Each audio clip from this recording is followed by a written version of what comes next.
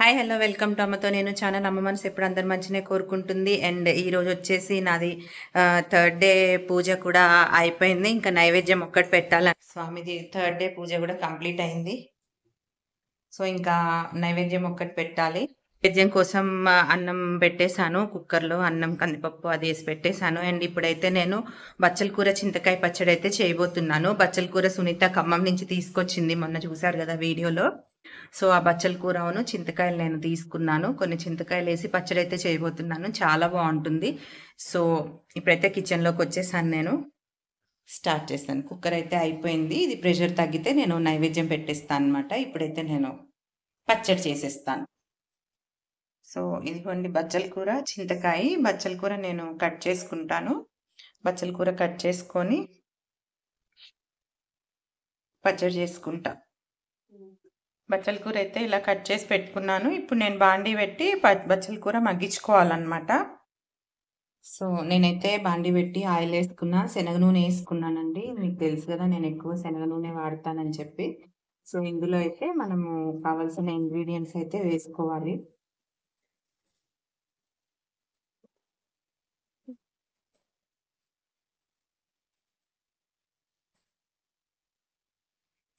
శనగపప్పు,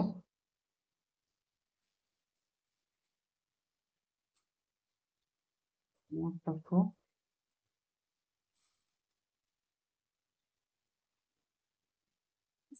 ఆవాలు,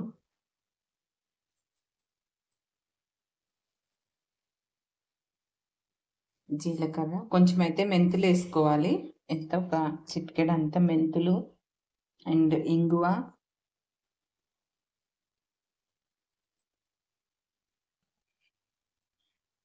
కొన్ని పచ్చిమిర్చి వేసుకోవాలి. సో ఇప్పుడైతే ఒకసారి కలుపుకోవాలన్నమాట. ఇవన్నీ బాగా వేగాలి. కావాలంటే కొంచెం అంత ధనియాలు కూడా వేసుకోవచ్చు, కానీ నేను వేయను. సో ఇవి కొంచెం వేగాలి. వేగిన తర్వాత ఎండుమిర్చి వేసుకోవాలి.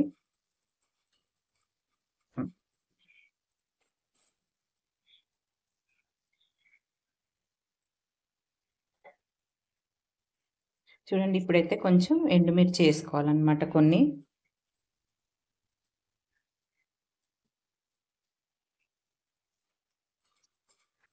సో పచ్చిమిర్చి, ఎండుమిర్చి రెండు వేసి చేస్తే పచ్చడి చాలా బాగుంటుంది.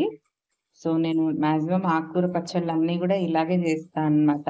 పుదీనా పచ్చడైనా, ఇంకా గోంగూర పచ్చడైనా మాక్సిమం ఇలాగే చేస్తాను. చాలా బాగుంటాయి టేస్టీగా.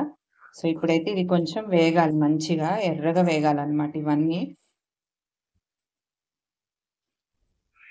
మనం చింతపండు బదులు మనం ఈ చింతకాయ వేసుకుంటాం అన్నమాట. సో కొంచెం అంతా కరివేపాకు వేసుకోవాలి. చూసారా వేగుతున్నాయి ఇవి.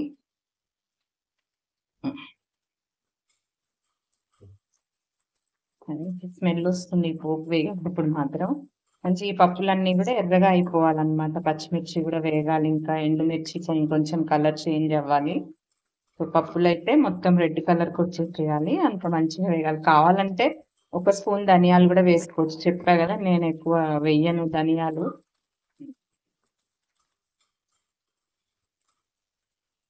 ఇది వేగిన తర్వాత మనం ఒక బౌల్లో తీసుకొని చల్లారబెట్టుకోవాలి.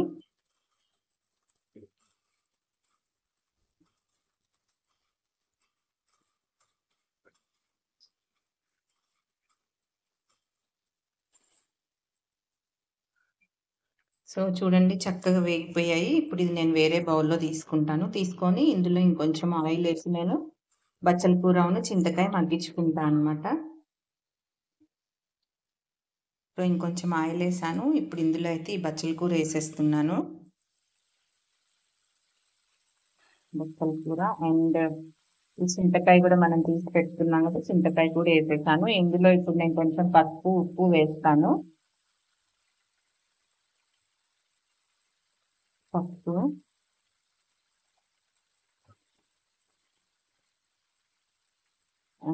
కొంచెం వేస్తున్నా. మళ్ళీ మనం గ్రైండ్ చేసుకునేటప్పుడు కొంచెం వేసుకోవచ్చు. ఇది మగ్గడానికి అనమాట, జస్ట్ వాటర్ లాగా వచ్చి మనకి తొందరగా మగ్గడానికి. సో ఇప్పుడు మనం దీన్ని మొత్తం కలుపుకోవాలి. ఈ బచ్చల కూరతో పాటు చింతపండు కూడా మగ్గిపోవాలన్నమాట. చింతకాయ కూడా మామూలుగా అయితే మనం చింతపండు నానబెట్టుకొని అట్లా చేస్తాం కదా. సో ఈ బచ్చల కూర చింతకాయ, ఇంకా ఈ చింతకాయలు ప్లస్ ఈ చింతకాయలు లేనప్పుడు ఏం చేస్తామంటే మేము చింతకాయ తొక్కు పెట్టుకుంటాం కదా, ఉప్పు పసుపు వేసి దంచి పెట్టుకున్నది ఉప్పు చింతకాయ పెట్టుకుంటాం కదా, అది వేస్తామన్నమాట ఇలా మగ్గేటప్పుడు. సో వేస్తే ఇది దీంతో పాటు మగ్గుతుంది. ఇది బచ్చల కూర చింతకాయ పచ్చడి అసలు చాలా బాగుంటుంది. మా అమ్మ చేస్తుంది అనమాట. ఇది అమ్మ దగ్గర నేర్చుకున్నాను నేను వంట. చాలా అంటే చాలా బాగుంటుంది ఇది. సో ఇప్పుడు దీని మీద మనం ఒక మూత పెట్టేసుకున్నాం. ఇంకొంచెం మగ్గాలన్నమాట మంచిగా.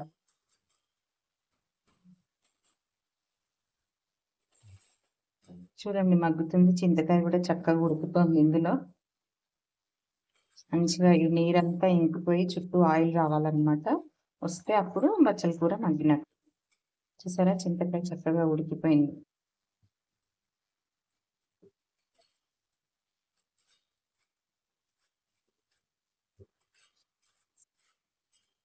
ఇంకా ఈ వాటర్ అంతా ఇంకిపోవాలన్నమాట.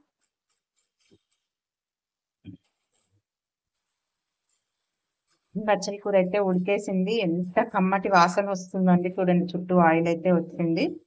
చింతకాయ అన్ని కూడా ఉడికాయి అన్నమాట. ఇప్పుడు మనం ఇది చల్లారిన తర్వాత గ్రైండ్ చేసుకోవాలి. ఐరన్ దాంట్లో ఉంచితే ఇది చిలుం పట్టినట్టు వాసన వస్తుంది కాబట్టి నేను దీన్ని స్టవ్ బంద్ చేసి చిన్న బౌల్లోకి తీసుకుంటున్నాను. తీసుకొని ఇది మనం చల్లారిన తర్వాత గ్రైండ్ చేసుకోవాలన్నమాట. సో ఇవైతే చల్లారనే నేను ఇప్పుడు మిక్సీ జార్లో వేస్తున్నాను. మిక్సీ జార్లో వేసి పచ్చడి చేస్తున్నా. మిక్సీలో వేసాను. కొంచెం ఉప్పు వేసుకోవాలి. ఉప్పు వేసుకొని ఇందాక కొంచెం అందులో వేసాం కదా, కొంచెం వేసుకోవాలి. ఇందులో ఉప్పు వేసాను. ఉప్పు వేసి ఇప్పుడు నేనైతే గ్రైండ్ చేస్తున్నా. ఫస్ట్ ఈ ఎండుమిరపకాయలు ఇది గ్రైండ్ చేసుకున్న తర్వాత ఇది వేయాలన్నమాట. సో ఇప్పుడైతే ఇది నేను మిక్సీ వేస్తున్నాను. సో చూడండి ఇది ఇలా గ్రైండ్ అయిన తర్వాత ఈ ఆకుకూరను మనం ఇందులో వేసేసుకోవాలి. ఇవ్వండి ఆకుకూరని వేసేసాను ఇందులో నేను. ఇప్పుడు మళ్ళీ నేను మిక్సీ పట్టుకుంటున్నా మెత్తగా. సో చూడండి ఎమ్మి ఎమ్మి బచ్చల కూర చింతకాయ పచ్చడి చాలా అంటే చాలా బాగుంటుంది. ఇది మళ్ళీ మనం పోపు వేసుకోక్కర్లేదు, ఎందుకంటే పోపు గింజలు అన్నీ కూడా వేయించుకున్నాం కదా మనం. సో ఇది ఎమ్మి ఎమ్మి బచ్చల కూర చింతకాయ పచ్చడి. ఇగోండి బచ్చల కూర చింతకాయ పచ్చడి. ఇదిగో చూడండి వేడి వేడి అన్నం, బచ్చల కూర చింతకాయ పచ్చడి, కొంచెం నెయ్యి వేసుకుంటున్నా ఇందులో.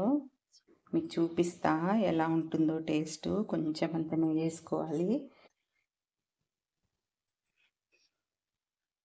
సో చూడండి వేడి వేడి అన్నంలో బచ్చల కూర చింతకాయ పచ్చడి నెయ్యి వేసుకొని తింటున్నా. చాలా ఎమ్మీగా ఉంటుంది టేస్ట్. మీరు ఎప్పుడైనా తిన్నారో లేదో నాకు తెలీదు. ఇలా ఎంతమంది చేస్తారు, ఎవరికి తెలుసు ఎవరికి తెలీదు, నాకు కామెంట్ బాక్స్లో పెట్టండి. సూపర్ అంటే సూపర్ ఉంటుంది అన్నమాట ఈ పచ్చడి. ఇంకా ఇందులోకి ముద్దపప్పు ఉండాలి. ముద్దపప్పు చాలా పచ్చళ్ళల్లో బాగుంటుందండి. గోంగూర పచ్చడి ఇట్లాంటి ఆకుకూర పచ్చళ్ళల్లో ముద్దపప్పు చాలా బాగుంటుంది. మీరు ట్రై చేయండి కావాలంటే. ఏ ఆకుకూర పచ్చళ్ళలోకైనా సరే ముద్దపప్పు అనేది చాలా బాగుంటుంది అనమాట. సో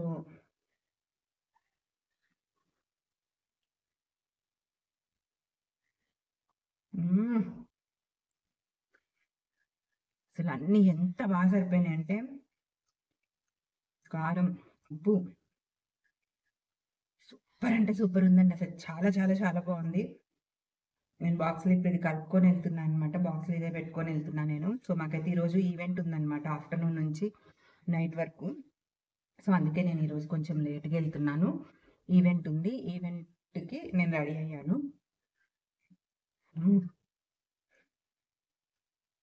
సూపర్ అసలు చాలా అంటే చాలా బాగుంది, అదిరిపోయింది. మీరు కూడా ట్రై చేయండి, కామెంట్ బాక్స్లో పెట్టండి. నమ్మి కొత్తగా చూస్తున్న వాళ్ళు నా ఛానల్ని సబ్స్క్రైబ్ చేసుకోండి. మీ సపోర్ట్ నాకు ఎప్పుడు ఇలాగే ఉండాలి. Have a nice day.